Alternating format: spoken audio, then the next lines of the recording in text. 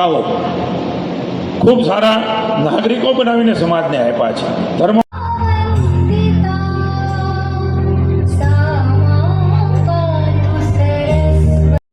માનનીય મુખ્યમંત્રી શ્રી આપણી સંસ્કૃતિ અને આપણા જે સંસ્કાર છે, આતિથ્ય સંસ્કાર,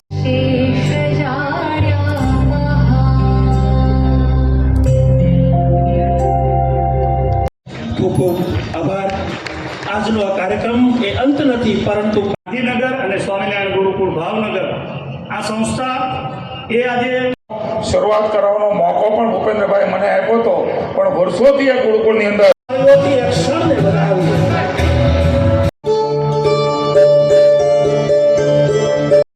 આપણે સૌ બેસીશું. આપણી તાળી ઠાકોરજીને પ્રાર્થના કરે કે અહીંયા જે વિદ્યાર્થી આવે એના મા બાપના સપનાઓ પૂરા કરવા. માનની પદાધિકારી શ્રીઓ, આપ સૌ ઉપસ્થિત સૌ સંતોના ચરણોમાં જય સ્વામિનારાયણ. આજરોજ તારીખ 9/6/2025ના પવિત્ર દિવસે શ્રી સ્વામિનારાયણ ગુરુકુળ દર્ભાવતીનું માંગલ્ય પ્રવેશ ઉદ્ઘાટન મહોત્સવ માનનીય મુખ્યમંત્રી શ્રી ભૂપેન્દ્રભાઈ પટેલના વરદ હસ્તે આ કાર્યક્રમ સંપન્ન થયો. આજના દિવસે મારે આપ સૌને એટલી જ વિનંતી છે કે પૂજ્ય કેપી સ્વામીજીના નેતૃત્વમાં ભાવનગરની અંદર કેજીથી લઈ અને પીજી સુધીના લગભગ 25,000 જેટલા વિદ્યાર્થીઓ તો શિક્ષા અને સંસ્કાર સાથેનું એજ્યુકેશન મેળવી રહ્યા છે. એ સંસ્થાએ તો આ ભારતને, ગુજરાતને સારા સારા અધિકારીઓ આપ્યા, સારા ડોક્ટરો આપ્યા, સારા એન્જિનિયરો આપ્યા છે. પૂજ્ય કેપી સ્વામીજીની એક વિશાળ દીર્ઘદ્રષ્ટિ, એમને એવો સંકલ્પ થયો કે દર્ભાવતી એક પ્રાચીન નગરી છે અને આ નગરીમાં પણ ભાવનગરની એક ભગીની સંસ્થા આ કામ કરવા માટે ઉત્સુક હતી અને સ્વામીજીએ આજથી 2 વર્ષ પહેલા જ અહીંયા ખાતમુહૂર્ત કર્યું અને ટૂંકા ગાળામાં આપ સૌ પત્રકાર મિત્રો જોઈ શકો છો કે એટલું સુવિધા સંપન્ન અને તમામ ક્લાસરૂમ, જે ડિજિટલ ક્લાસરૂમ પેનલ બોર્ડથી જે વિદ્યાર્થીઓ ભણશે એ આ વિસ્તારનું એક ગૌરવ ગણાશે.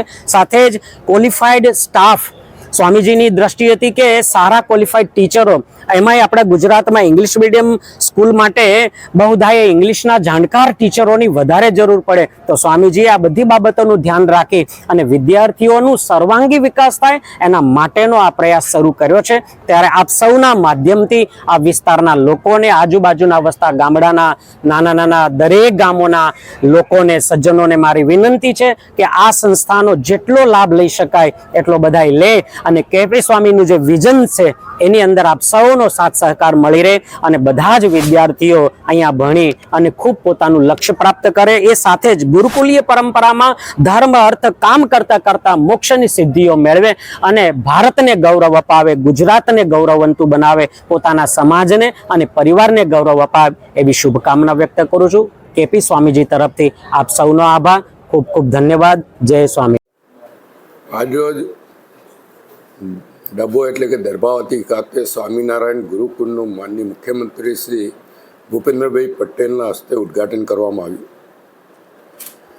ભાવનગરના કેપી સ્વામી દ્વારા સંચાલિત આ ગુરુકુળ છે. ભાવનગરમાં પણ અનેક શૈક્ષણિક સંસ્થાઓ એમના વડપણ હેઠળ કામગીરી કરે છે. આજના પ્રસંગે નૌતમ સ્વામી, બાપુ સ્વામી સહિત અનેક સંતગણો ઉપસ્થિત રહ્યા. સાથે જ ભાવનગરના ધારાસભ્ય, પૂર્વ પ્રદેશ પ્રમુખ, પૂર્વ કેબિનેટ મંત્રી જીતુભાઈ વાઘાણી પણ ઉપસ્થિત રહ્યા.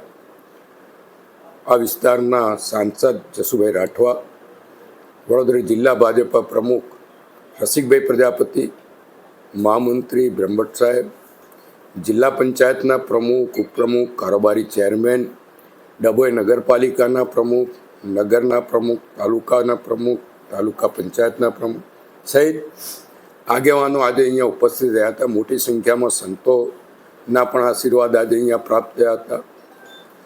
આ ગુરુકુળ ડભોઈને બદલે દર્ભાવતી ગુરુકુળ તરીકે ઓળખાય એને માટે મેં મંચ પરથી પ્રસ્તાવ મૂક્યો હતો અને કેપી સ્વામી, નૌતમ સ્વામી સહિત તમામ સંતોએ પણ આને મંજૂરી આપી છે અને એ ગુરુકુળ હવે દર્ભાવતી સ્વામિનારાયણ ગુરુકુળ તરીકે ઓળખાશે એનો અમને વિશેષ આનંદ છે. કારણ કે ડભોઈને દર્ભાવતી નામ આપવાનો ઠરાવ નગરપાલિકાએ પણ સર્વાનુમતે કર્યો છે, તાલુકા પંચાયતે પણ સર્વાનુમતે કર્યો છે ને આગળ સરકારમાં મોકલવામાં આવ્યો છે, ત્યારે હવે આ ગુરુકુળ પણ ડભોઈને બદલે દર્ભાવતી તરીકે ઓળખાશે.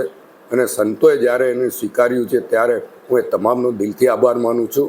અને આ સ્વામિનારાયણ ગુરુકુળ દ્વારા જે ડબ્બાવતીમાં શિક્ષણ માટેની થોડીક ખામી રહી ગઈ હતી, એ ખામી પરિપૂર્ણ થશે અને અહીંયાથી જે લોકોને શિક્ષણ માટેની જરૂર છે, સંસ્કાર સાથેનું શિક્ષણ આ ગુરુકુળ દ્વારા પૂરું પાડવામાં આવશે એવી એમની પાસે અપેક્ષા છે.